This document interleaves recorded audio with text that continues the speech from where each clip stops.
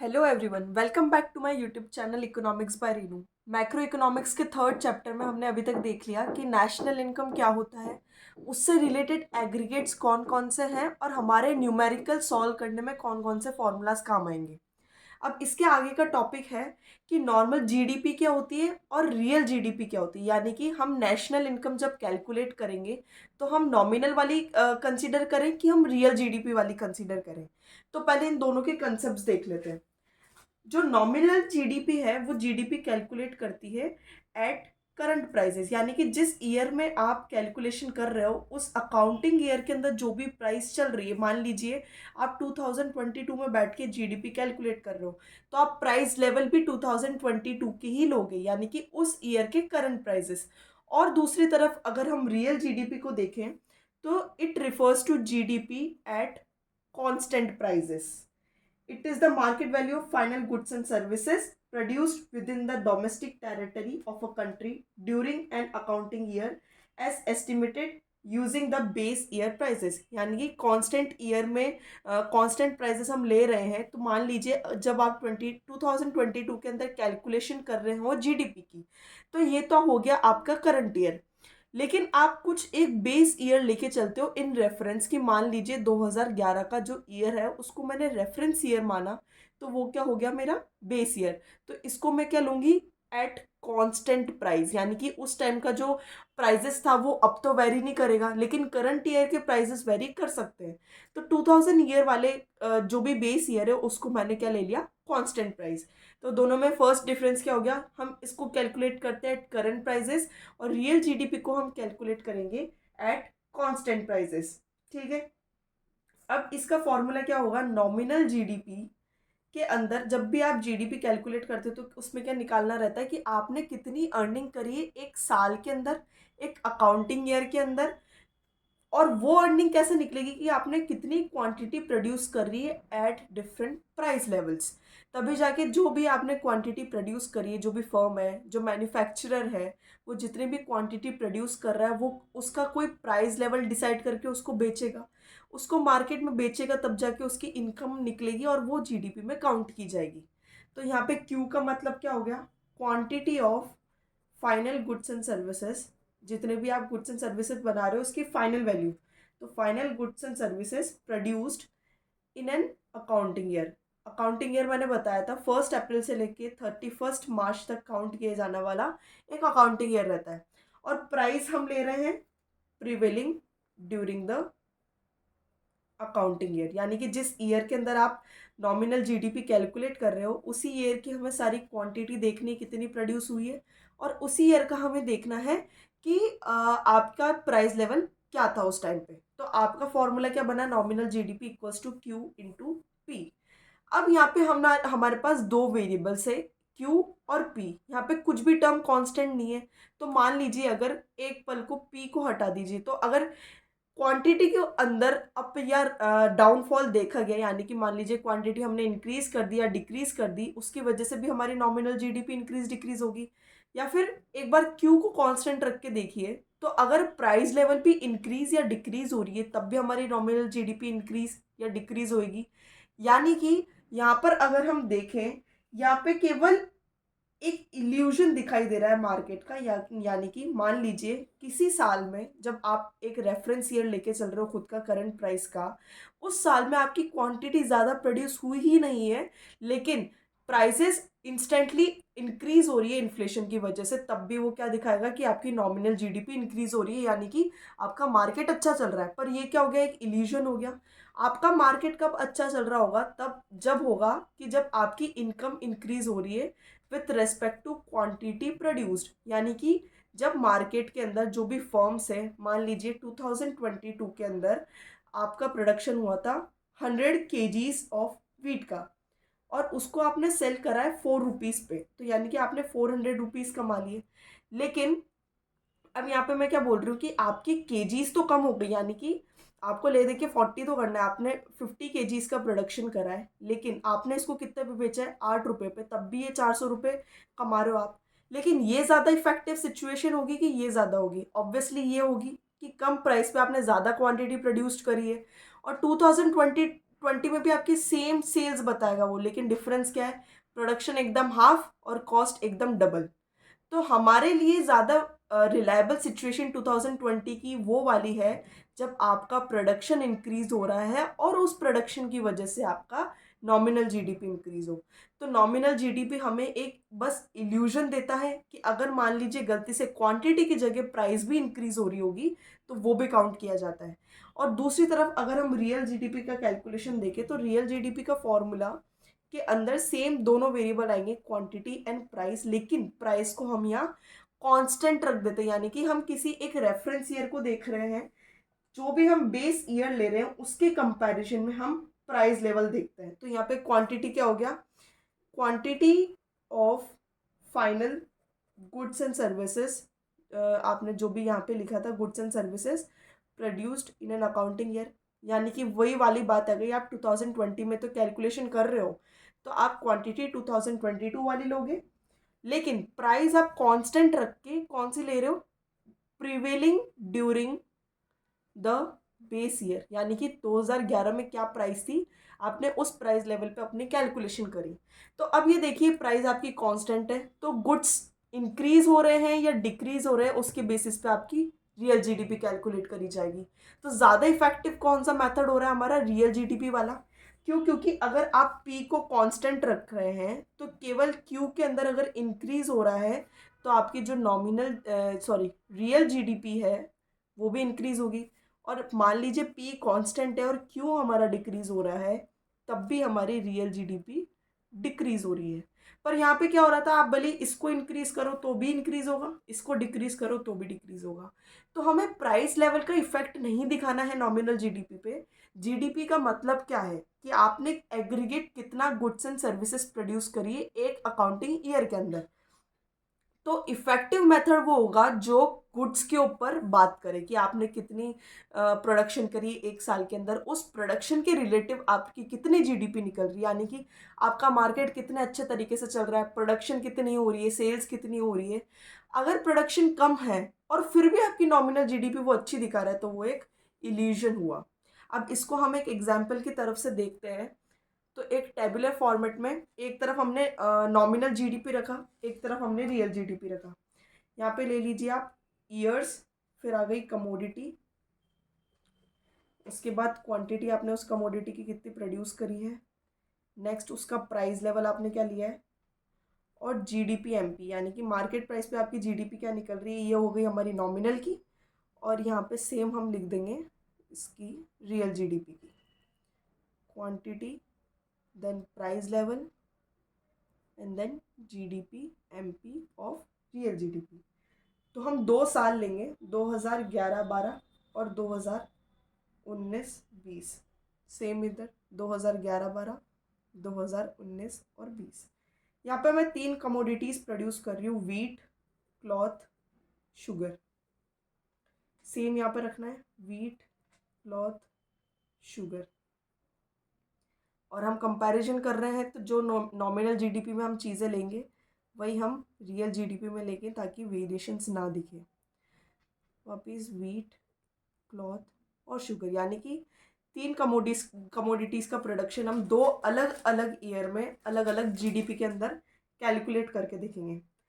अब nominal GDP क्या होती है कि जिसके अंदर हमने देखा भले से आप क्वांटिटी इंक्रीज कर दो या प्राइस इंक्रीज कर दो, दोनों के किसी भी चीज़ को आप इंक्रीज करोगे तो आपकी नॉमिनल जीडीपी ऑब्वियसली इंक्रीज होगी। तो अभी हमको इस चीज़ को गलत ठहराना है कि आपकी प्राइस इंक्रीज हो रही है तब भी नॉमिनल जीडीपी इंक्रीज हो रही है, तो वो गलत सिचुएशन बन जाएगी।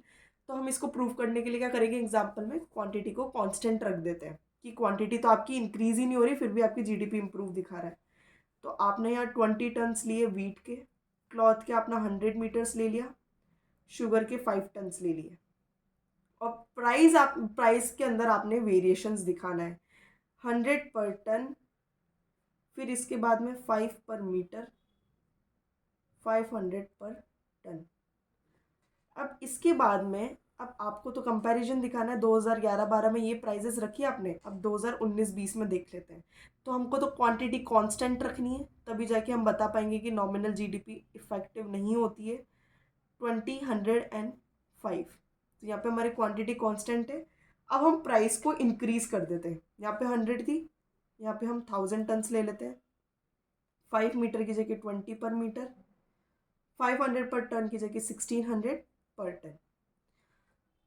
अब जब हम इसका कैलकुलेशन करेंगे तो हमने फॉर्मूला क्या देखा, नॉमिनल जीडीपी का क्वांटिटी इनटू प्राइस। तो क्वांटिटी इनटू प्राइस 20 इंटू 100 कितना हुआ 2000, फिर 100 इंटू 5 500, 5 इंटू 500 2500। टोटल कितना अपना बन गया ये 5000 जीडीपी एमपी। ये 2011-12 में मेरी जीडीपी एमपी कितने निकल के आई है 5000 करोड़। ये रुपीज इन करोड़ इसके ऊपर निकलने का। अब यहाँ पे वापस हम हमारी नॉमिनल जीडीपी कैलकुलेट करेंगे 2019-20 के अंदर। तो 20 इंटू 2000 हमारी हो गई 20,000, फिर 20 इंटू 100 हमारा 2000, 1600 इंटू 5 8000। तो ये टोटल कितनी आ रही है हमारी इन टोटल 30,000, यानी कि 5000 से जस्ट इंक्रीज हो गई, ये कितनी हो गई 30,000 इन ईयर 2019-20। तो यहाँ पर हमने ये देखा कि नॉमिनल जीडीपी केवल प्राइस की वजह से इंक्रीज या डिक्रीज हो रही है। तो ये हमारे लिए एक अच्छा मेथड नहीं है। क्यों? क्योंकि हमारा आउटपुट तो कांस्टेंट ही था। 2011-12 में भी, अभी 11-12 में भी आप उतनी ही प्रोडक्शन कर रहे हो जितने आप 19 और 20 में कर रहे हो। तो आपका तो आउटपुट इंक्रीज ही नहीं हुआ, यानी कि आपका मार्केट इफेक्टिव नहीं है। बस आपके इकोनॉमी में इन्फ्लेशन चल रहा है, इसलिए आपकी जीडीपी अच्छी दिखा रही है। अब दूसरी तरफ जब हम रियल जीडीपी का कैलकुलेशन देखेंगे तो उसके अंदर सिनेरियो कुछ और होगा, क्योंकि यहाँ पे अब हम क्या कर रहे हैं, हम हमारी प्राइजेस को कांस्टेंट रखेंगे, यानी कि हम क्वांटिटी में वेरिएशन लाएंगे।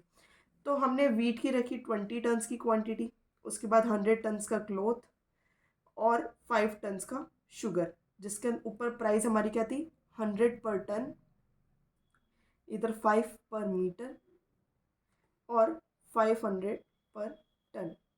अब हमने क्या बोला, हम प्राइजेस को कांस्टेंट रखेंगे, तो 2019-20 में भी हम वही प्राइजेस सेम नोट डाउन कर देते हैं। यहाँ पे हमें क्वांटिटी के अंदर वेरिएशन दिखाना है कि हाँ, अगर हमारी असल में गुड्स इंक्रीज हो रही है तब हमारी जीडीपी इंक्रीज होती है कि नहीं होती है। 20 की जगह हमने 30 लिख ली, 100 की जगह 200 मीटर लिख देते हैं। उसके बाद शुगर में 5 टन्स की जगह हमने 10 टन्स ले लिए।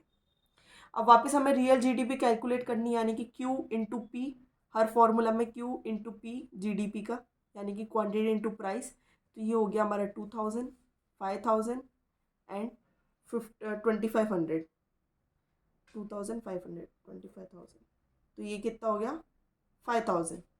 2011-12 में मेरा 5000 करोड़ का जीडीपी एस्टिमेशन था। अब 2019-20 का टोटल कर लेते हैं। ये हो गया हमारा 3000, ये हुआ हमारा 1000 और ये हुआ हमारा 5000। तो अब यहाँ ज़्यादा वेरिएशन नहीं आया है, यहाँ 4000 का ही इंक्रीज देखा जा रहा है, जबकि यहाँ पे कितना हो रहा था 25,000 करोड़ का इंक्रीज हो रहा था। तो यहाँ पे कितना आया हमारे पास 9000 करोड़। अब यहाँ पे हमें ये कंक्लूजन देना है कि जब हमने यहाँ पे प्राइजेस को कांस्टेंट रखा, सॉरी, यहाँ पे नॉमिनल जीडीपी में जब हम क्वांटिटी को कांस्टेंट रख रहे थे, प्राइजेस को इंक्रीज कर रहे थे, तब भी हमारी रियल नॉमिनल जीडीपी इंक्रीज हो रही है। पर जब हमने रियल जीडीपी का कैलकुलेशन करा, इस कंडीशन में हमने प्राइजेस को कांस्टेंट रखा, क्योंकि यहाँ पे हम बेस ईयर को रेफरेंस में ले रहे हैं। पर हमने यहाँ पे क्वांटिटी को इंक्रीज करा, तब जाके हमारी रियल जीडीपी इंक्रीज हो रही है। तो जब आपसे अगर 1 मार्क में पूछा जाता है कि जीडीपी कैलकुलेशन के लिए नॉमिनल जीडीपी ज़्यादा इफेक्टिव है या रियल जीडीपी, तो उसके अंदर हमें ये लिखना है कि इकोनॉमिक ग्रोथ के पर्सपेक्टिव से, यानी कि जब भी आप एक कंट्री के लेवल पे जब जीडीपी की बात कर रहे हैं, यानी कि आपको इकोनॉमिक ग्रोथ दिखानी है उसके अंदर, क्या कि इकोनॉमी कितनी ग्रो कर पा रही है as compare to other economies. तो वहाँ पे हम नॉमिनल जीडीपी को नहीं काउंट करेंगे, क्योंकि ये एक इल्यूजन है। पर हम रियल जीडीपी को काउंट करेंगे, क्योंकि हमें ये एक रियल इंडेक्स चेंज बताती है कि आपकी जीडीपी कितनी इंक्रीज या डिक्रीज हो रही है in different accounting years. Nominal GDP और रियल जीडीपी कंसेप्ट के बाद में हमारे पास आता है कि अगर आपको नॉमिनल जीडीपी की वैल्यू दे रखी हो न्यूमेरिकल में, और आपको उसके रिलेशंस के अंदर कन्वर्जन दिखाना है रियल जीडीपी के अंदर, तो आपको कौन सा फॉर्मूला लगाना होगा। तो यहाँ पे हम लगाएंगे प्राइस इंडेक्स का फॉर्मूला।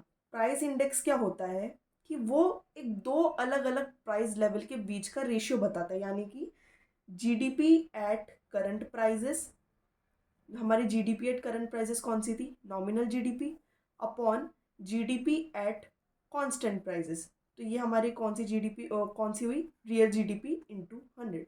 या फिर हम इसको दूसरे टर्म्स में निकले तो price index equals to nominal GDP upon real GDP. तो हम जो हमारा प्राइस इंडेक्स है वो हमें क्या रिफ्लेक्ट करता है कि दो अलग अलग कंडीशंस के अंदर, दो अलग अलग जीडीपीस के अंदर हमारे क्या रेशियो निकल रहा है, वो हमारा प्राइस इंडेक्स है। अब हमें यहाँ पे क्या पूछा जा रहा है, सिंपल सा, अगर आपको ये फर्स्ट फॉर्मूला याद है तो आप भले से रियल से नॉमिनल निकाल सकते हो या फिर नॉमिनल से रियल जीडीपी भी निकाल सकते हो। तो अभी हमें नॉमिनल जीडीपी से रियल जीडीपी निकालना है, यानी कि हमारी नॉमिनल जीडीपी कौन सी हुई, करंट प्राइजेस वाली, नॉमिनल जीडीपी इक्वल्स टू, अब क्या करेंगे, हमें ये वाला टर्म चाहिए तो इसको उधर ले जाएंगे और 100 को नीचे ले जाएंगे। तो price index divide by 100 into real GDP. तो ये हमारे पास क्या आ गया, नॉमिनल जीडीपी का फॉर्मूला। और अगर हमें रियल जीडीपी निकालनी है तो वापस अब क्या रखेंगे, इस चीज़ को अपन इधर ले जाएंगे एलएचएस में, और एलएचएस में जो टर्म है उसको आरएचएस में। तो nominal GDP divide by price index into 100। तो ये आपके पास आ गया थर्ड फार्मूला। तो अगर एक फार्मूला भी याद है उससे आप दो अलग अलग फार्मूलाज को जनरेट कर सकते हैं। फॉर एग्जाम्पल आपको एक क्वेश्चन दे रखा है कि रियल जीडीपी, या फिर ऐसा भी दे सकते हैं GDP at constant price is 240 and price index is 120, find nominal GDP. तो नॉमिनल जीडीपी के पास हमारे फॉर्मूला क्या है, nominal GDP equals to price index divide by 100 into real GDP. तो हमारे पास प्राइस इंडेक्स कितनी दी है, 120 डिवाइड बाय 100, रियल जीडीपी कितनी है 240। एक ज़ीरो से एक ज़ीरो गया, दूसरे ज़ीरो से दूसरा ज़ीरो गया, तो कितना आ गया हमारा नॉमिनल जीडीपी 288। दूसरा हमारे पास कंसेप्ट है जीडीपी डिफ्लेटर का, एक बॉक्स है उसके अंदर दे रखा है इस कंसेप्ट को। जीडीपी डिफ्लेटर क्या होता है, लाइक प्राइस इंडेक्स जो हमने देखा उसका एक और टर्म है जीडीपी डिफ्लेटर, यानी कि आपकी प्राइसेस कितनी डिफ्लेट कर रही है।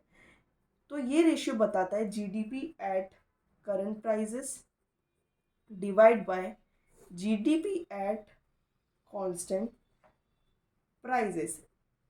कुछ डिफरेंस नहीं है दोनों में, ये सेम ही है प्राइस इंडेक्स का। प्राइस इंडेक्स की तरह ही जीडीपी डिफ्लेटर का हमारा कंसेप्ट है। तो जो जीडीपी डिफ्लेटर है उसी को हम क्या बोल देंगे, प्राइस इंडेक्स।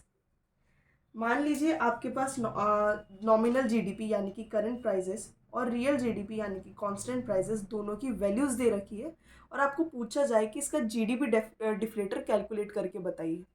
तो ये कैसे होगा, नॉमिनल जीडीपी हमारी 660 दी है और रियल जीडीपी हमारे पास में है 600 इंटू 100। तो ये कट गया तो 10 आया, पर हम इसको केवल 10 लिख के नहीं आएंगे, इसको हम क्या लिखेंगे, सॉरी 11 लिख के नहीं आएंगे, हम इसको क्या लिखेंगे, जीडीपी डिफ्लेटर हमारा प्राइजेस का इंक्रीज या डिक्रीज बता रहा है। तो it shows increase in the general price level by 10%। ठीक है, तो इसी तरीके से हमने देख लिया कि नॉमिनल जीडीपी क्या है, रियल जीडीपी क्या है, या फिर जीडीपी डिफ्लेटर जिसको हम प्राइस इंडेक्स भी बोलते हैं उसको कैसे कैलकुलेट किया जा सकता है। अब अगली वीडियो में हम केवल और केवल इसके नेशनल इनकम के न्यूमेरिकल्स को देखेंगे। अगर फिर भी कोई डाउट रहता है तो आप कमेंट सेक्शन में बता सकते हैं। Thank you.